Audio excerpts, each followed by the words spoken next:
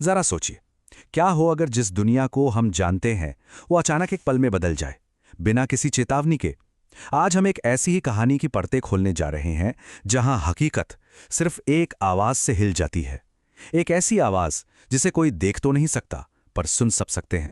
कल्पना कीजिए कि आप एक मूवी थिएटर से बाहर निकलते हैं और अचानक पाते हैं कि आप कहीं और आ गए हैं, एक ऐसी दुनिया में जहां सब कुछ बिल्कुल अलग है ना। ये एक चौंकाने वाला ख्याल कि कोई जगह ही अपनी हकीकत बदल दे। लेकिन कभी कभी बदलाव किसी जगह का नहीं होता, बल्कि एक आवाज का होता है। एक ऐसी आहट जो पीछा करती है, डराती है और कहीं जाने नहीं देती। तो चलिए इस बदलती हकीकत की गहराई में उतरते हैं। हमारी कहानी की शुरुआत यहीं से होती है। भैरवपुर, एक दूर दराज का गांव जहां एक पुरानी खंडहर हो चुकी हवेली है। कहते हैं कि इस गांव पर एक आवाज और एक भूली बिसरी कहानी का साया है। लोग उस हवेली के पास से गुजरने में भी डरते हैं, क्योंकि वहां कुछ अजीब आहटें सुनाई देती हैं। तो ये सब शुरू कैसे हुआ? आखिर क्या थी वो आवाज जो पूरे गांव में खौफ बनकर गूंज रही थी? आहट मतलब एक धीमी सी आवाज, कदमों की चाप या कोई फुसफुसाहट। लेकिन भैरवपुर में इसका मतलब था एक अनदेखी मौजूदगी की आवाज। एक ऐसी आवाज जो बताती है कि आप अकेले नहीं हैं और जो भी आपके साथ है वो खतरनाक है। सबसे अजीब बात यह थी कि ये आहट हर किसी के सामने एक अलग रूप में आई। रीना, जो एक स्टूडेंट है, उसे दीवार पर अपनी परछाई के साथ एक और परछाई दिखी। रघु, गांव का नाई, उसे सड़क पर एक सफेद साया नजर आया। और अनिरुद्ध, जो इन सब बातों को मानता नहीं था, उसे अपने कान में एक डरावनी फुसफुसाहट सुनाई दी। तेरा समय आ गया है, तू बच नहीं पाएगा। ये वो शब्द थे जो रघु ने सुने थे।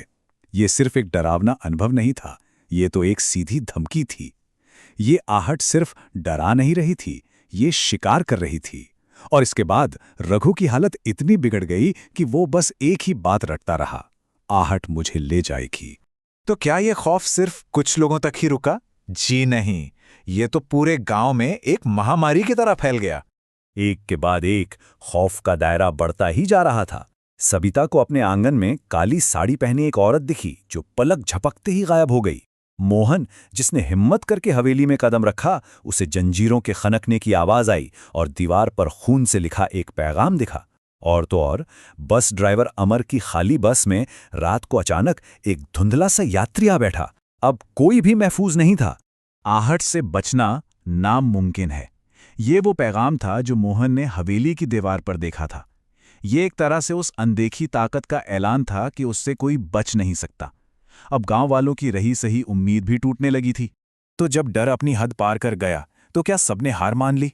नहीं, कुछ लोगों ने इसका सामना करने का फैसला किया। उन्होंने ठान लिया कि वो हवेली के राज को उजागर करके ही रहेंगे। कहानी में एंट्री होती है डीसीपी अरविंद की, एक पुलिस अफसर जो भूत प्रेत की बातों पर बिल्कुल यकीन नहीं करता था। शुरू में तो उसने इसे गांव वालों का अंधविश्वास मानकर खारिज कर दिया, लेकिन जब उसने खुद हवेली में कदमों की आहट सुनी तो उसका शक यकीन में बदल गया। अब वो रीना और अनिरुद्ध के साथ मिलकर सच की तह तक जाने के लिए तैयार था। उनका प्लान सीधा था, पर उतना ही खतरनाक। तीनों ने मिलकर आधी रात को हवेली में घुसने का फैसला किया। उनका निशाना था हवेली का वो बंद तहखाना, जहां उन्हें लगता था कि सारे राज दफन हैं। उन्होंने जंग लगे लोहे के दरवाजे को तोड़ा और उस अंधेरे में उतर गए, ये जाने बिना कि नीचे क्या उनका इंतजार कर रहा है। और उस तहखाने के अंधेरे में उन्हें जवाब मिला, एक सफेद धुंधले साये के रूप में, जो खुद को हवेली की मालकिन ललिता बताती है। उसने अपनी दर्दनाक कहानी सुनाई कि कैसे 100 साल पहले उसके पति ने उसे उसी तहखाने में जिंदा दफना दिया था। उसकी चीखें, उसके कदमों की आहट आज भी वहीं गूंज रही थी। और यहीं कहानी ने सबसे डरावना मोड़ लिया। ललिता का श्राप सिर्फ हवेली तक ही नहीं था, उसका श्राप हमेशा के लिए था। और जो कोई भी उसके सच को जान लेगा, वो भी उस आहट से कभी नहीं बच पाएगा। रीना, अनिरुद्ध और अरविंद ने सच तो जान लिया था, पर अब वो श्राप में फंस चुके थे। तो क्या इस गूंजती हुई दहशत का कोई अंत था? क्या इससे बचने का कोई रास्ता था? चलिए देखते हैं। हताशा में गांव वालों ने एक आखिरी कोशिश की। बेचैन आत्मा से छुटकारा पाने के लिए उन्होंने उसके अवशेष जला दिए। उस खौफनाक हवेली को मिटाने के लिए उन्होंने हवेली में ही आग लगा दी।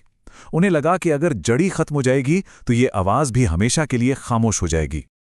लेकिन सवाल यह है कि क्या सच में एक आवाज को जलाया जा सकता है? क्या एक गूंज को आग लगाई जा सकती है? कुछ दिनों के लिए भैरवपुर में एक अजीब सी शांति छा गई। हवेली जलकर राख हो चुकी थी, आहट खामोश हो गई थी। सबको लगा कि बुरा सपना आखिरकार खत्म हो गया। लेकिन क्या सच में? फिर एक रात जब रीना अपने कमरे में अकेली थी, उसे वही जानी पहचानी आवाज सुनाई दी, धीरे धीरे आते कदमों की आहट। हवेली तो जल गई थी, पर आट नहीं, श्राप सच था, और अब वो उनका पीछा कर रहा था। और अंत में हम इसी एक ख्याल के साथ रह जाते हैं। आहट सिर्फ एक आवाज नहीं, बल्कि एक साया है जो अब सच जानने वालों का पीछा करता रहेगा। कुछ कहानियां कभी खत्म नहीं होती, वो बस नए शिकार ढूंढ लेती हैं। तो क्या हर सच को जानना जरूरी है, या कुछ राज राज ही रहें तो बेहतर है?